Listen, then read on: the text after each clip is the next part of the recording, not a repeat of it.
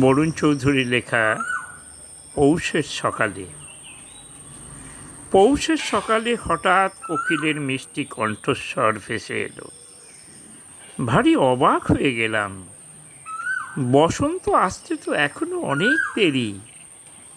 শীতের প্রকোপ এখন বেশ কম, তবে রয়েছে একটা পরিবেশ যা বেশ মনোরম।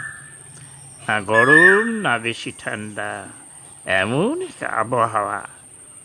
এই আবহাওয়াতে ইচ্ছে করছে উড়তে ওই দূর আকাশে।